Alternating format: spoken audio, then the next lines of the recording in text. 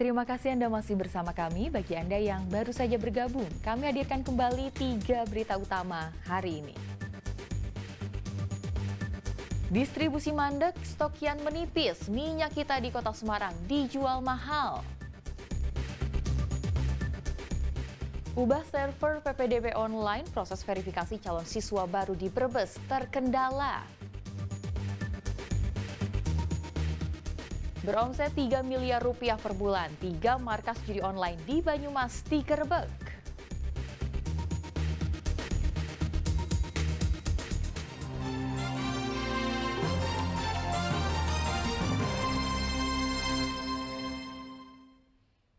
Sejak pagi kantor Dinas Sosial Sragen didatangi puluhan orang tua. Mereka mengantri untuk mengurus surat keterangan daftar terpadu kesejahteraan sosial sebagai syarat pendaftaran sekolah lewat jalur afirmasi.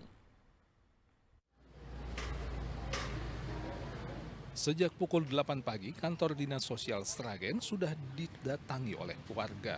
Mereka antre menunggu giliran untuk mengurus surat keterangan daftar terpadu kesejahteraan sosial atau DTKS. Surat itu diperlukan sebagai syarat mendaftar sekolah melalui jalur afirmasi. Rata-rata warga datang dengan membawa anaknya yang akan mendaftar sekolah ke jenjang berikutnya. Untuk bisa mengurus surat DTKS, rata-rata warga harus menunggu selama 1 jam. Padahal saat sudah mendapat giliran, prosesnya hanya sekitar 10 menit. Warga yang mengurus surat keterangan DTKS untuk mendaftar sekolah rata-rata adalah penerima dana bantuan PIP dan PKH. Nah, berapa lama Ibu tadi nunggunya? Hampir 1 jam. Hampir 1 jam. Cuma fotokopi kakak. Oh, oke. Lama nggak Bu? Enggak, cuma 10 menit. Ini kan anak saya mau mendaftar di SMP. Kan anak saya itu dapat PIP, terus PKH. Itu kan harus melalui pendaftaran farmasi. Sebenarnya mau saya daftar di Yona, tapi Bu Guru enggak boleh, karena kan anak saya mendapat bantuan PKH, PIP, harus mencari surat seperti ini. Menurut Dinas Sosial Sragen, permintaan surat keterangan DTKS meningkat sejak dimulainya penerimaan peserta didik baru di Sragen. Dalam sehari, bisa lebih dari 160 orang tua siswa yang meminta surat keterangan DTKS ini. Kemarin itu hari pertama, itu 163 orang yang datang. Waduh, kalau hari ini saya ini tadi sekitar jam 9 aja sudah 48. Kita sampai sore kan. Kemarin itu jam 4 itu masih ada yang datang, ya kita layani. Data milik Dinas Sosial Sragen mencatat total ada 142.993 keluarga pemegang surat keterangan DTKS.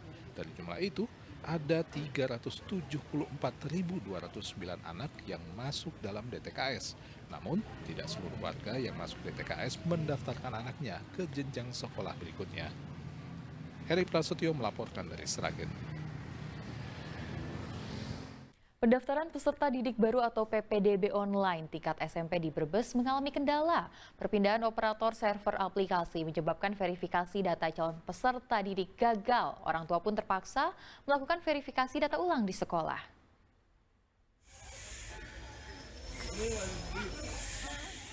Perpindahan peladen atau server sistem PPDB online dari aplikasi server Telkom ke server Pusdatin milik Kemendikbudristek menyebabkan proses verifikasi pendaftaran calon peserta didik baru di Brebes sempat terhambat. Tidak adanya sosialisasi dari pihak operator sekolah membuat proses pendaftaran terkendala, apalagi sudah mendekati batas akhir pendaftaran. Seperti yang terjadi di SMP Negeri 1 Losari Brebes. Akibat perubahan aplikasi PPDB, baru 17 calon peserta didik yang terverifikasi dari total 310 pendaftar sejak Senin lalu.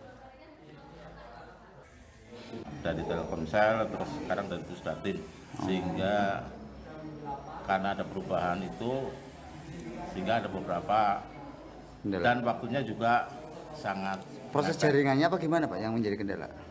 Enggak, untuk aplikasinya, untuk pemahamannya itu aplikasi itu memang baru kemarin dan waktunya sangat mendesak. Dan alhamdulillah ini sudah masuk secara online itu 310 pendaftar. Yang lolos verifikasi Yang verifikasi kemarin itu baru 17. apa sih Pak? Kenapa sampai 17? Padahal kan Ya, yang gangguan server salah satunya itu kan. Salah satu orang tua pendaftar mengaku PPDB daring sangat membingungkan karena setiap peserta harus memiliki akun, sementara masih banyak calon peserta didik baru tidak memiliki ponsel dan bahkan tidak tahu cara membuat akun. Ya, aku tuh katanya harus dicocokkan gitu.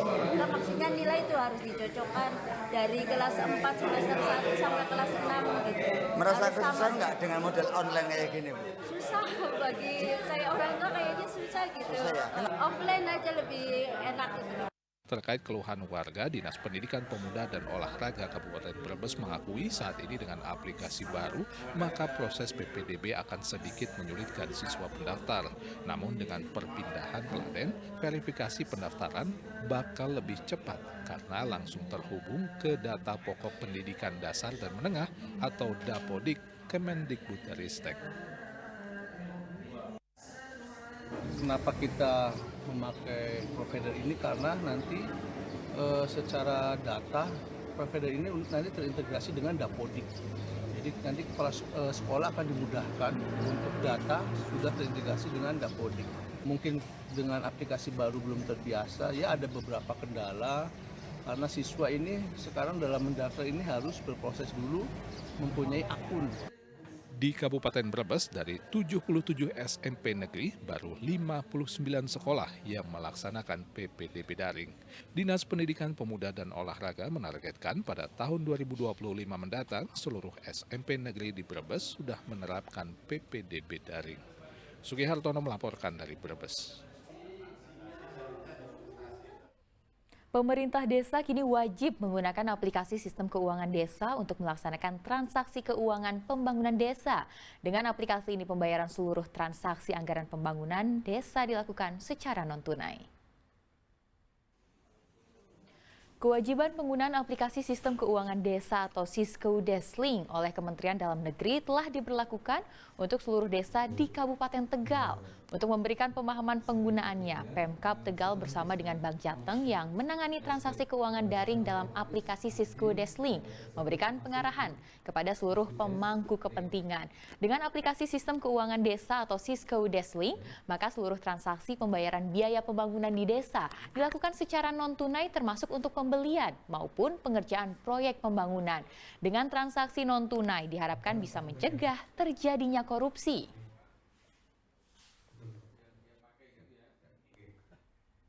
Berawal dari pengalaman mengantri lama untuk menebus obat, warga Salatiga membuat jasa layanan ojek antar obat dari rumah sakit. Jasa ini membantu pasien bisa pulang dan beristirahat tanpa harus menunggu obat hingga berjam-jam.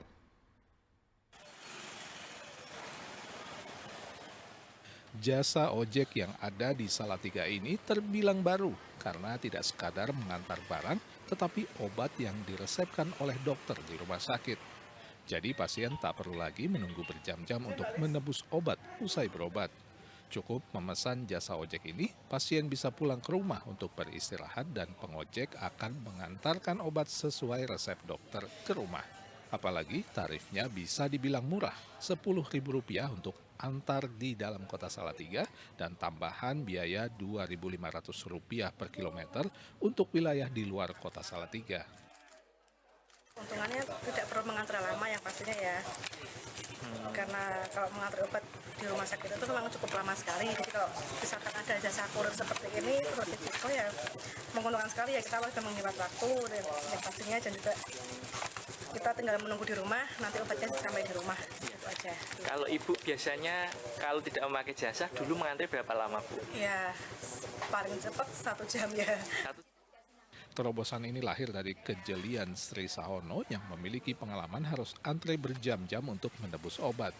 Rasa lelah dan letih menunggu ini yang membuatnya akhirnya mencoba kerja untuk pengiriman obat.